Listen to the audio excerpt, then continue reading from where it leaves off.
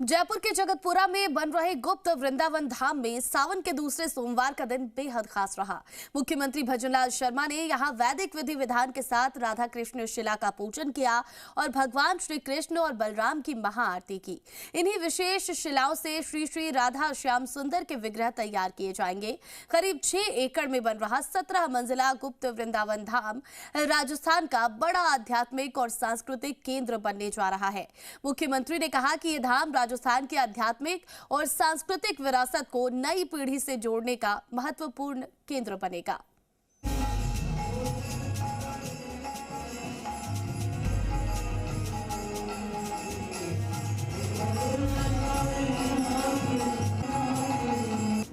मुख्यमंत्री भजनलाल शर्मा को भगवान कृष्ण का अनन्य भक्त माना जाता है।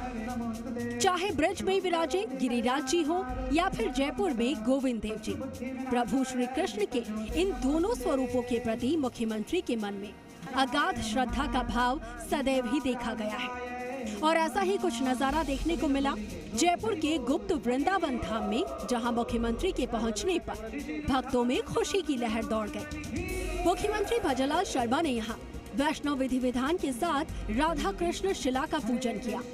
इसी शिला से मंदिर में श्री श्री राधा श्याम सुंदर के विग्रह का निर्माण किया जाएगा।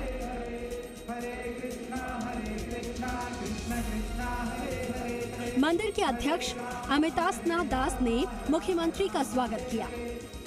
पूजन के बाद मुख्यमंत्री ने भगवान कृष्ण और बलराम की महाआरती की। मुख्यमंत्री ने कहा कि सावन सोमवार के दिन गुप्त वृंदावन धाम में पूजा अर्चना करने का अवसर मिलना उनके लिए सौभाग्य की बात है। उन्होंने कहा कि धाम में भगवान श्री कृष्ण और बलराम के साथ अब मां लक्ष्मी के भी दर्शन होंगे। ये केंद्र राजस्थान की आध्यात्मिक और सांस्कृतिक विरासत को नई पीढ़ी से जोड़ने का महत्वपूर्ण माध्यम बनेगा।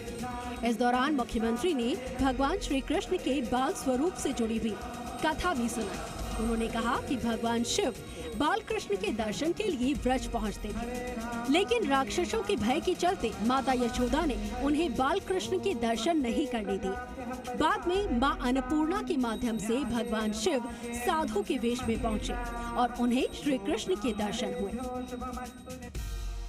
ये संस्था जिस तरह से काम कर रही है और इस संस्था से जुड़े हुए सभी आप भक्तगण हैं, निश्चित रूप से ये भगवान की कृपा आपके ऊपर है और उसी के निमित्त आप यहाँ इसमें सहयोग कर रहे हैं। गुप्त वृंदावन धाम करीब 6 एकड़ भूमि पर विकसित किया जा रहा है। हरे कृष्ण मूवमेंट जयपुर द्वारा निर्मित 16 मंजिला परिसर राजस्थान के प्रमुख आध्यात्मिक एवं सांस्कृतिक केंद्र के रूप में आकार ले रहा है। इसका उद्घाटन अगले साल 12 मई को अक्षय तृतीया पर प्रस्तावित है। धाम में 180 फीट लंबी और 108 फीट चौड़ी कमान छतरी बनाई जा रही है। रात में इस पर प्रोजेक्शन मैपिंग के जरिए भगवान की लीलाओं का प्रदर्शन किया जाएगा। तो वहीं 70 फीट ऊंचे मुख्य द्वार राजस्थानी शिल्पकला की झलक दिखाएंगे और इसे 108 मयूरों से सजाया जाएगा। परिसर में 25,000 वर्ग फीट का विशाल दर्शन hall, 14 presentation room, audio visual theatre और वैदिक म्यूजिक विकसित किए जाएंगे। धाम को ग्रीन बिल्डिंग कॉन्सेप्ट पर तैयार किया जा रहा है, जिसमें हरियाली और पर्यावरण का विशेष ध्यान दिया जाएगा। गुप्त वृंदावन धाम में आध्यात्म, संस्कृति और आधुनिक तकनीक का संगम देखने को मिलेगा। माना जा रहा है कि केंद्र सरकार के धार्मिक पर्यटन को भी नया आयाम देगा और देश और विदेश से आने वाले श्रद्धालुओं और पर्यटकों के लिए प्रमुख आकर्षण बनेगा। आज श्री श्री राधा श्याम सुंदर का जो हमारे नए मंदिर में अर्च विग्रह पधारने वाले हैं, उनका शिलन पूजन हुआ और चीफ मिनिस्टर भजनलाल शर्मा जी के हाथों से हुआ ये।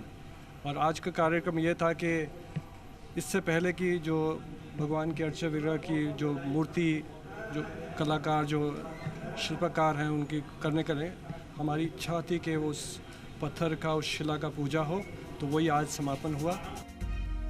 बहरहाल गुप्त वृंदावन धाम के पूरा होने के साथ ही जयपुर के आध्यात्मिक पर्यटन को एक नई पहचान मिलने की उम्मीद है आधुनिक तकनीक, राजस्थानी स्थापत्य और वैदिक संस्कृति के संगम के रूप में तैयार हो रहा ये धाम देश और विदेश के श्रद्धालुओं के लिए आकर्षण का केंद्र बनेगा।